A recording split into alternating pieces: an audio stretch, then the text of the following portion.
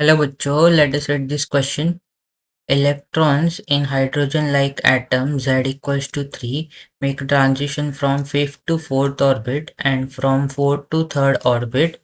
The resulting radiations are incident normally on a metal plate and eject photoelectrons.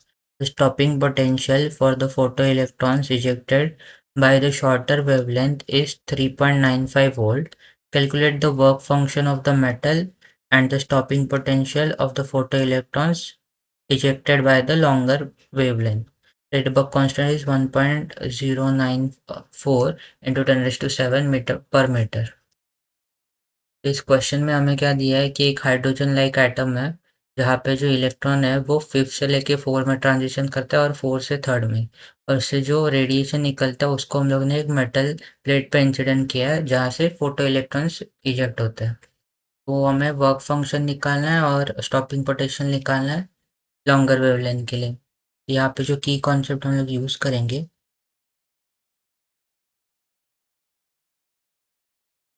वो होगा energy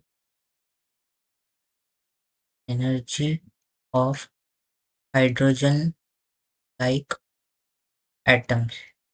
तो hydrogen like atoms के लिए जो एनर्जी होता है ट्रांजिशन का वो होता है -13.6 Z square upon N square, जहाँ पे जेड जो होता है वो एटॉमिक नंबर होता है एटम का, और एन जो होता है वो किस लेवल से वो ट्रांजिशन कर रहा है वो वाला नंबर होता है। तो अगर क्वेश्चन की बात करें तो क्वेश्चन में हमें क्या दिया है कि इलेक्ट्रॉन जो है हमारे पास तीन लेवल्स है, n equals to 5, n equals to 4, n equals to 3।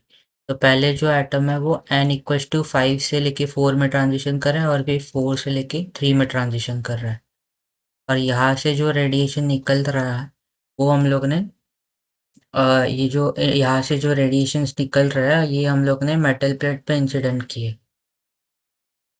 तो अगर हम लोग पहले एनर्जी डिफरेंस निकाल ले, 5 से लेके 4 में जो ट्रांजिशन हो रहा है उसके लिए अगर एनर्जी डिफरेंस निकाले तो फॉर्मूला हो जाएगा हमारा डेल्टा E1 हो जाएगा -13.6 जेड स्क्वायर। तो जो पहले जो एटम है वो फिफ्थ वाले स्टेट में, तो एन का वैल्यू पहला हो जाएगा 5 का स्क्वायर माइनस 1 अपॉन फिर आ रहा वो कहाँ पे आ रहा है फोर्थ वाले स्टेट में, तो ये हो जाएगा 4 का स्क्वायर।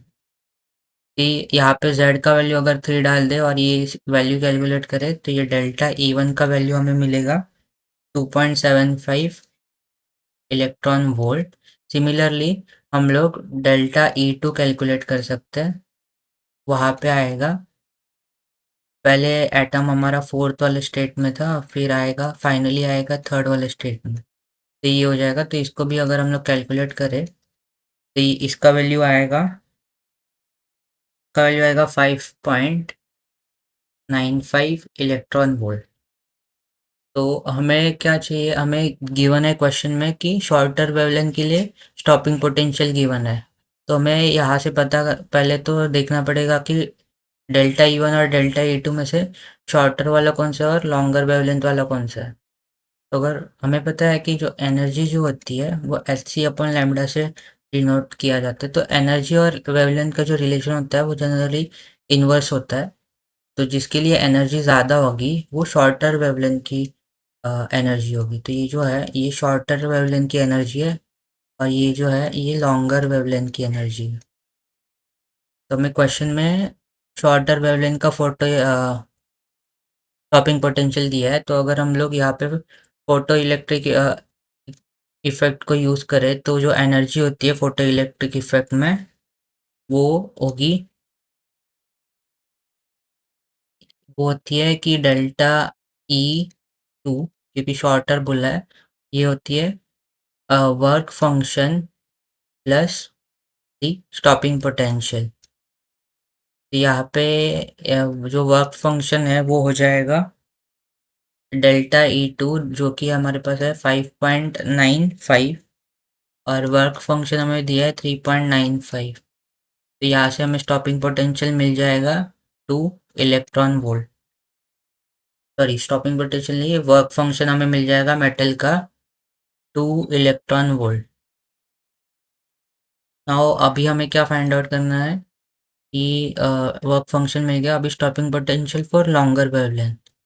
तो सेम फॉर्मूला अगर वापस यूज़ करें तो डेल्टा ई वन जो है वो work function plus stopping potential for longer wavelength हो जाएगा, लॉन्गर वेवलेंथ।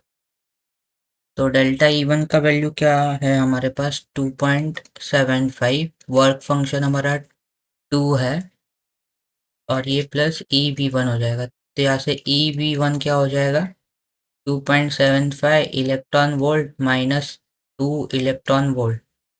तो ई वी वन हो जाएगा 0.75 इलेक्ट्रॉन वोल्ट।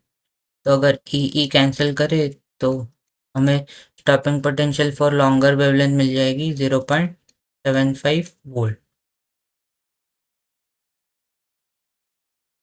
तो ये हमारा आंसर हो जाएगा। तो I hope you have understood it well and best of luck.